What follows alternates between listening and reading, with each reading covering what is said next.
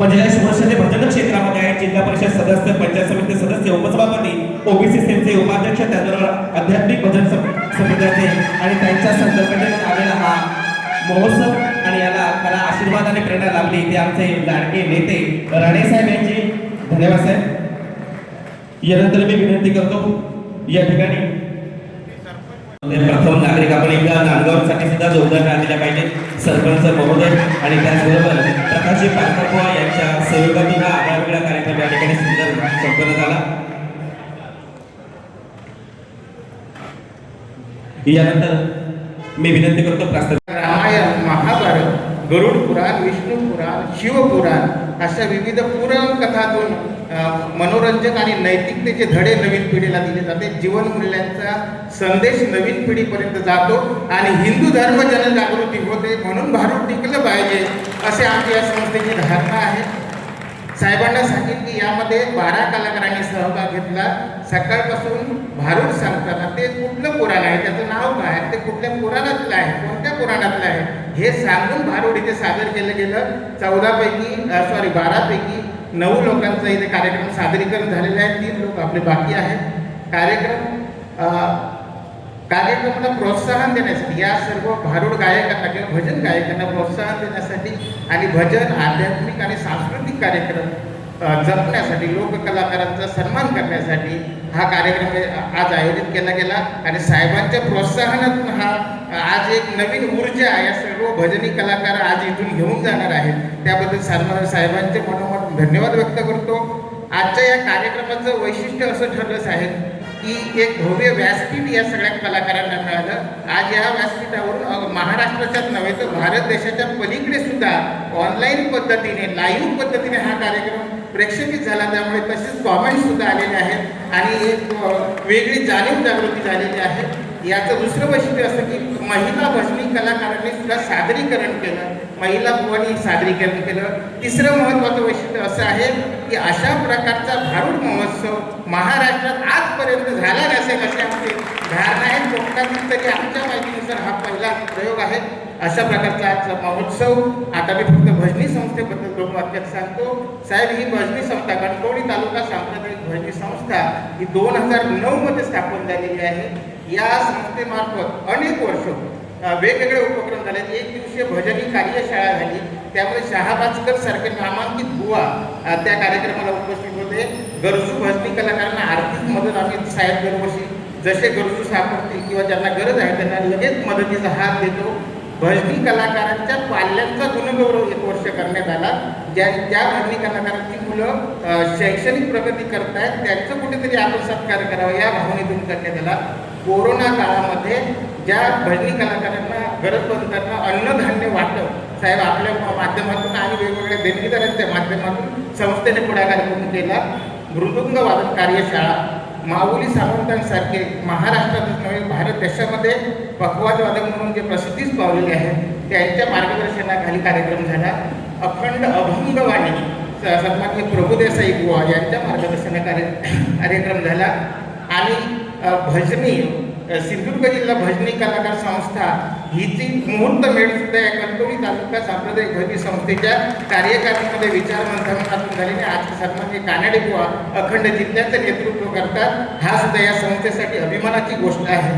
या संस्थेचा आमचा उद्देश एकच आहे की भजन संस्कृतीचे जतन, कलाकारांचा सन्मान आणि नव्या पिढीपर्यंत सांस्कृतिक वारसा पोहोचवणे हेच उद्दिष्ट बाळगून आम्ही काम करत आहोत.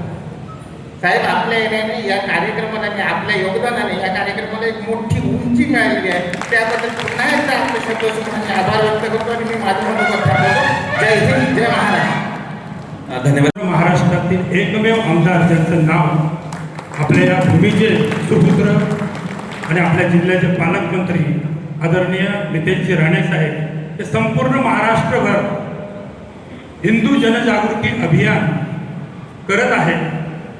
आणि ही हिंदू जनजागृती अभियान करत असताना त्यांची जी संकल्पना आहे की भारूड महोत्सव झाला पाहिजे. भारूड महोत्सव होण्याचं कारण एवढंच आहे की जी लोक पावत चावलेली जी संस्कृती आहे ती संस्कृती जतन करणं, संवर्धन करणं आणि या गोष्टीसाठी साहेबांनी पुढाकार दिला. त्याबद्दल मी सर्वप्रथम भजनी कलाकार संस्था सिंधुदुर्ग आणि कणकवली तालुका सांप्रदायिक भजन संस्था कणकवली यांच्या वतीने साहेबांचे मी सर्वप्रथम ऋण व्यक्त करतो, आभार व्यक्त करतो. ही चालना दिली त्याबद्दल या कार्यक्रमासाठी उपस्थित आदरणीय सर्व व्यासपीठावरील मान्यवर या सर्वांचं पुनश्च स्वागत करतो.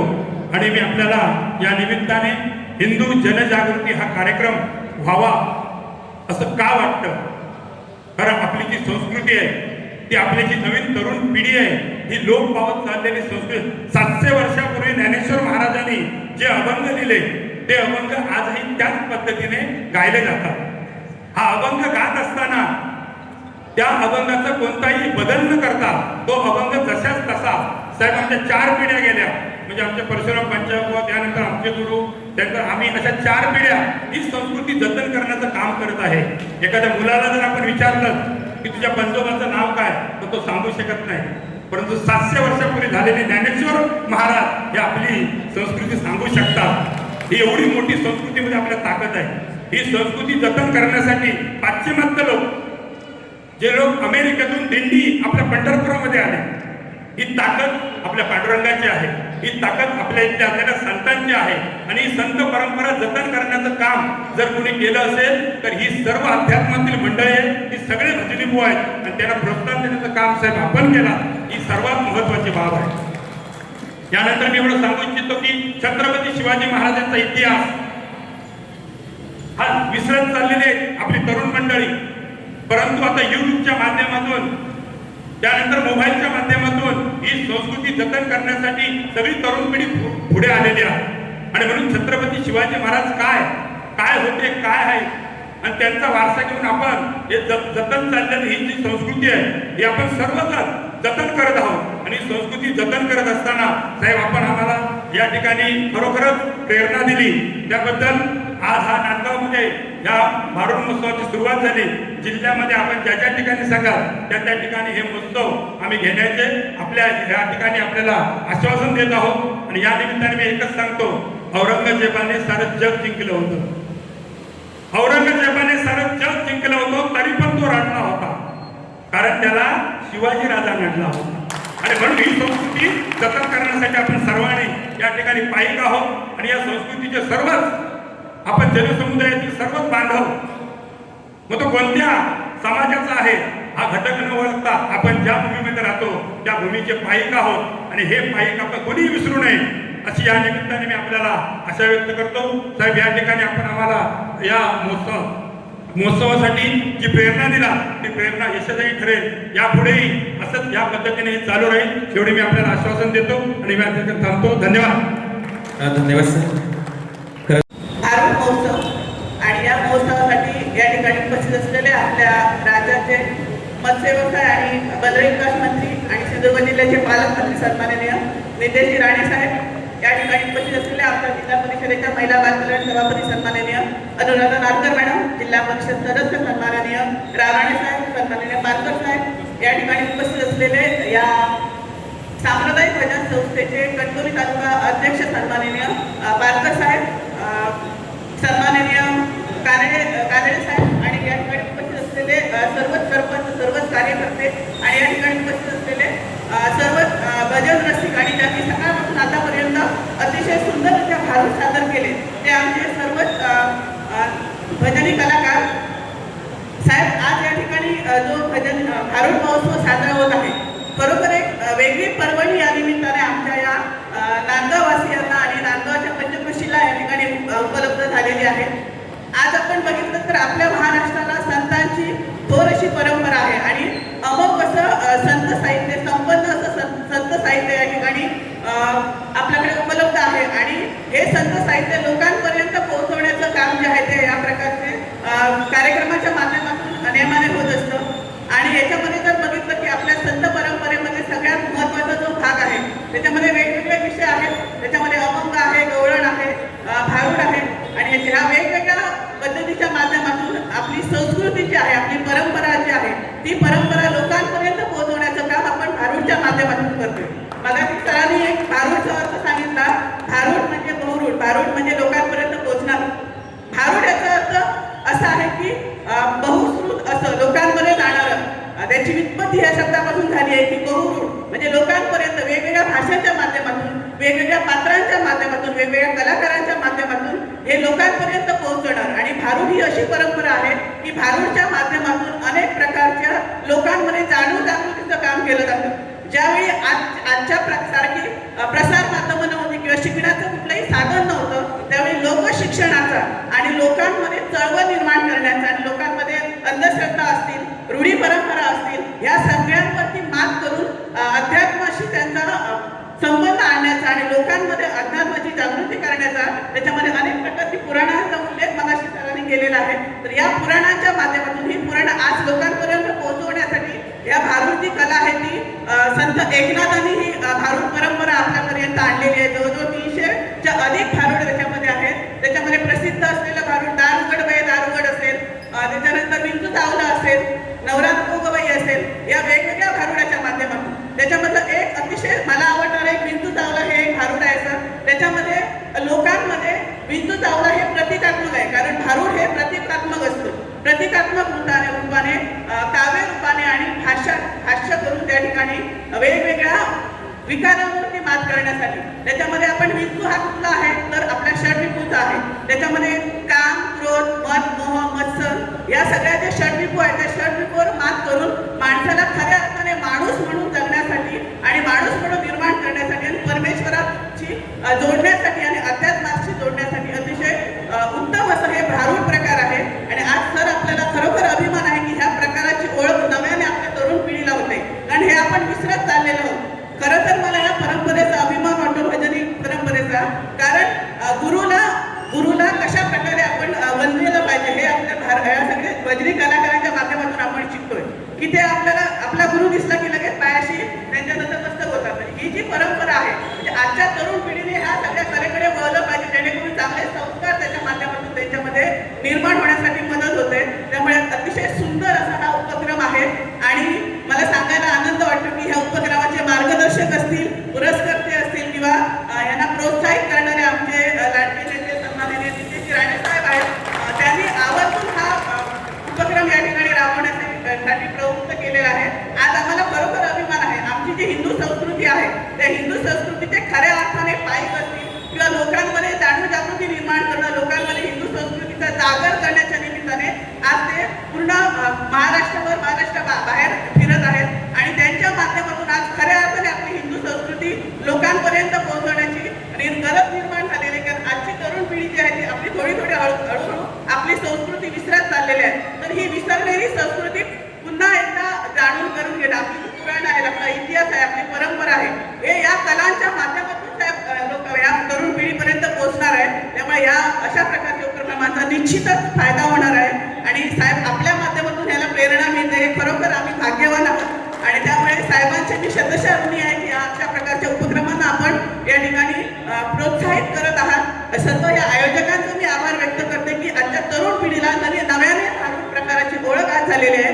अनेक प्रकारच्या पुराणातील कथानकांवरती सकाळपासून 9 बुवांनी या ठिकाणी वेगवेगळ्या माध्यमातून, कथानकाच्या माध्यमातून, विनोदाच्या माध्यमातून काही कथा, काही प्रेरणा या ठिकाणी आपल्याला सांगण्याचा प्रयत्न केलेला आहे. त्या सगळ्यांचे मी आभार व्यक्त करते आणि सगळ्यांनाच या कार्यक्रमासाठी शुभेच्छा देते आणि या ठिकाणी थांबते. धन्यवाद मॅडम. आणि माझ्या गुरुजींनी शिकवलेलं आहे त्याप्रमाणे भारूड सांगण्याचा प्रयत्न करतो. या ठिकाणी भारुडाचं नाव आहे तीव्रतेची ऐका कहाणी, तीव्रतेची ऐका कहाणी,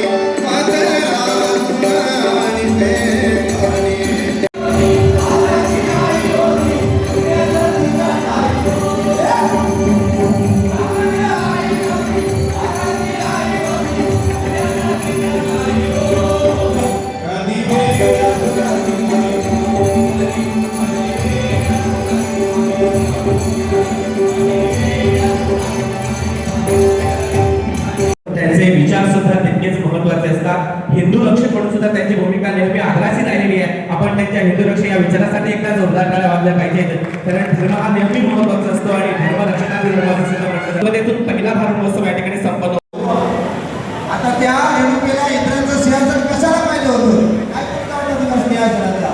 आणि या सगळ्या साधला आणि बरोबर एका गादीबाग कुठे होती आपली इंद्राला स्वतःची गाडीवर नारद मुनीने फक्त आ बोलली, ही पृथ्वीवर अशी एक स्त्री आहे.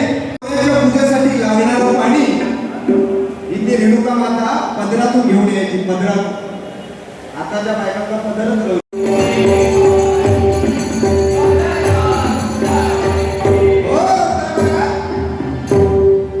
जमदग्नी ऋषीमुनींची पत्नी माता आपण या महोत्सवाला आलेले आहोत. काय संत एकनाथ महाराजांनी प्रसिद्ध केलेला बाबा महोत्सव आणि त्या निमित्ताने समाजामध्ये प्रबोधन करण्याची अत्यंत महत्त्वाची संधी ह्या निमित्ताने उपलब्ध होते. आणि म्हणून आमच्या सिंधुदुर्ग जिल्ह्याचे जेव्हा सगळे युवा एकत्र आले आणि तो विचार माझ्यासमोर मांडला की आपल्या जिल्ह्यामध्ये पण भारूड महोत्सव 2026 झाला पाहिजे. आणि त्या दृष्टिकोनातून आज पूर्ण दिवस सकाळी 11 वाजल्यापासून ते आत्तापर्यंत विविध भजनी बुवांच्या माध्यमातून हसवत का न होता समाजामधल्या विविध विषयांबद्दल प्रबोधन करण्याचं काम आज या भारूड महोत्सवाच्या निमित्ताने सुरू म्हणजे आज झालं. आज या महोत्सवाचे पहिला वर्ष आहे. दरवर्षी आमच्या सिंधुदुर्ग जिल्ह्यामध्ये असा भारूड महोत्सव होईल हा विश्वास मी या निमित्ताने व्यक्त करतो.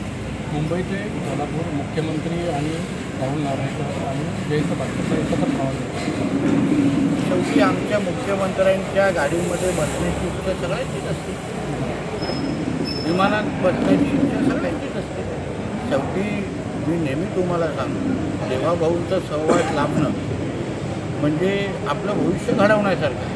आणि म्हणून त्या विमानामध्ये बसल्यानंतर निश्चित पद्धतीने जयंत पाटीलजींच्या मनामध्ये योग्य विचार येतील अशी अपेक्षा साहेब, RSS प्रमुख मोहन भागवत यांच्या कार्यक्रमाला ठाकरे गटाचे आमदार अंबादास दानवे यांनी हजेरी लावली आहे. संघावर नेहमीच भाजप दागिने अशी टीका करणारे अंबादास दानवे या कार्यक्रमाला होते. माझी जेवढी माहिती आहे की मुळात अंबादास दानवेजी हे स्वयंसेवक होते. पहिल्या संघाच्या शाखेत पण जाईल. हिंदुत्व विचाराचे आहेत. आणि म्हणूनच जेव्हा जेव्हा उद्धव ठाकरेजींनी हिंदुत्वाच्या विरुद्ध भूमिका घेतली तेव्हा त्यांना किती वेदना व्हायच्या हे त्यांनी मला एकट्यामध्ये सांगितलेलं आहे. आणि म्हणून अंबादास दानवेजींनी अगर परत एकदा हिंदुत्व आणि संघाच्या दिशेने येत असतील तर स्वागत. मनोज जरांगे पाटील यांनी सरकारला एक इशारा दिला की मी समाजासाठी जीव देऊ शकतो तर देऊ शकतो. बघा, एक लक्षात घ्या, मनोज जरांगे पाटील हे मराठा समाजामध्ये त्या बाबतीमध्ये जे प्रमाणपत्र आहे त्या बाबतीमध्ये काही विषय मांडताय ते चूक नाही आहे. त्यांची चूक नाही आहे. कारण का शेवटी मीही मराठा समाजाचा आहे. माझ्या समाजामध्ये अगर कुठल्याही तरुणींवर अगर अन्याय होत असेल तर मीही पेटून उठणार. चुका असतील तर चुका सुधारल्याच पाहिजे. त्या प्रक्रियेमधले कुठल्याही अधिकाऱ्यांनी अगर त्यांच्या चुकांमुळे अगर आमच्या मराठा समाजाच्या मुलामुलींचं अगर नुकसान होत असेल तर मनोज जरांगेच्या अगोदर मीच त्या लोकांचा कार्यक्रम करेन. एक लक्षात घ्या. आणि म्हणून मनोज जरांगे पाटील जे भांडत आहेत, भूमिका घेत आहेत ते समाज हिताचे आहे. फक्त मी समाज बांधव म्हणून त्यांना एक विनंती करणार आहे किंवा एक आवाहन करीन की त्यांची भाषा किंवा ज्या पद्धतीने ते भारतीय जनता पक्षाच्या प्रमुख आमच्या नेत्यांच्या संदर्भात जी भाषा वापरतात ती चुकीची आहे. आपल्याला मराठा समाजाच्या मुलं-मुली, तरुणींचं अगर भलं करायचं असेल तर आपल्या सरकारशी योग्य संवाद ठेवून आपल्याला तो मार्ग काढणं सोपं आहे. कारण आम्हीही आमच्याही कोकणात आमच्या कोकणाच्या भाषेत सांगितलं कोण सडके आंबे असतील ज्यांच्यामुळे आमच्या मराठा समाजाचा तरुणीचं नुकसान होत असेल त्यांना आम्ही सोडणार नाही, विषयच नाही. पण त्या निमित्ताने बावनकुळेजींबद्दल विरोधात बोललो, त्याचमुळे अन्य आमच्या प्रमुख नेत्यांबद्दल विरोधात बोललो, त्याच्यामुळे विषय भरकटतो आहे. म्हणून मनोज जरांगेजींना सांगेन मुद्दा बरोबर आहे. तुम्ही कुठल्याही पद्धतीचा अन्याय मराठा समाजाच्या मुलं-मुलींवर झाला असेल तर तुमच्या खांद्याला खांदा उभं राहून नितेश राणे त्या अधिकाऱ्याच्या विरोधात भूमिका घेणं किंवा ना त्याचा कार्यक्रम करायसाठी मी तयार आहे. फक्त त्या भाषेच्या संदर्भात जे भाषा ते वापरत आहेत त्याबद्दल त्यांनी विचार करा. शरद पवारांचे 8 खासदार सुप्रिया सुळेंच्या नेतृत्वात भेटले. पण शेवटी पंतप्रधानांना भेटणं याच्यामध्ये काही चूक नाही. आदित्य ठाकरे पण विधानसभेच्या काळात विधानसभा सुरू तेव्हा कित्येकदा देवेंद्र फडणवीसांना येऊन भेटतात, साहेबांना येऊन भेटतात. कामं घेऊन येतात, निवेदनं. शेवटी देशाचे पंतप्रधान आहे. खासदार म्हणून अगर त्यांना कुठले प्रश्न सोडवायचे असतील तर आदरणीय पंतप्रधानांकडे जायला लागेल. जसं शिवसेनेचे उभाट्याचे लोक सातत्याने, त्याच्यामध्ये शरद पवार साहेबांचे पण आमदार असतात, सातत्याने देवेंद्र फडणवीस साहेबांना भेटतात. मग त्याबद्दल आश्चर्य वाटण्याची गोष्ट काय? राज ठाकरे आणि मुंबई गोवा महाराष्ट्राचा पहाडी दौरा काढला आहे. मग त्याच्यामध्ये आता ते काय पाणी दौरा काढण्याच्या निमित्ताने त्यांच्या काही सूचना असतील तर त्यांनी आम्हाला द्याव्या. राजसाहेबांना अगर काही कुठे चुकून खड्डे दिसले असतील तर त्यांनी नक्की आम्हाला मार्गदर्शन करावं. शेवटी आम्ही चुका सुधारण्यासाठी तयार आहोत. हरकत नाही अगर ते पाहणी दौरा करत असतील. प्रत्येकाला सूचना देण्याचा अधिकार, मार्गदर्शन करण्याचा अधिकार नक्की आहे. आमच्या सिंधुदुर्गात पण येण्याचं मी त्यांना आमंत्रण देतो, कारण आमच्या इथे कुठेही त्यांना ना खड्डा भेटणार ना काही तक्रार भेटणार, म्हणून इथे यावं. पाहणी दौरा करण्यामध्ये काय हरकत नाही. काँग्रेसच्या काळात काँग्रेसचं सरकार असं त्यावेळेला कुठे राज ठाकरे फिरले नव्हते. ते नेहमीच पाहणी दौरे करतात. बघा, जेवढी प्रत्येकाला पाहणी दौरा करण्याचा अधिकार आहे, त्याच्यामध्ये काहीच नाही. साहेब, नांदगाव तिट्यावरती महामार्ग प्रद्योगीकरणाच्या जागेमधील अनधिकृत बांधकाम गेले 3-4 वर्ष उभी आहेत, परंतु भूमिपुत्रांचे स्टॉल ताबडतोब उचलले जातात. नाही, तुमची माहिती चुकीची आहे. भूमिपुत्रांची कुठलेही स्टॉल उचललेले नाही आहे. जे स्टॉल अनधिकृत आहेत त्या सगळ्यांवर कारवाई झालेल्या आहेत. म्हणून प्रश्न तुम्ही कोणीतरी तुम्हाला मागून विचारायला सांगितलं असेल म्हणून मला विचारू नका. शेवटी हाही माझा मतदारसंघ आहे. 3-3दा मी इथे निवडून आलेलो आहे. या पुलाच्या खाली कोणीही अनधिकृत पद्धतीने स्टॉल लावला असेल, सगळ्या जणांना काढले जाणार. काही अगर दुसऱ्या टप्प्यातले काही राहिले असेल त्यांना नोटीस, 7 दिवसाची नोटीस द्यायला लागते. नाहीतर लोक कोर्टात जातात, ते नाही काढले जाणार. काही विषय नाही. मागून कोण डोळा मारत असेल तर त्याला सांगा, प्रश्न विचारलाय. ताज्या अपडेट्स आणि ताज्या बातम्यांसाठी आजच सबस्क्राईब करा आपला Sindhudurg digital news channel. Like करा, शेअर करा, कमेंट करा आणि महत्त्वाचं म्हणजे बेल आयकॉनला क्लिक करायला विसरू नका.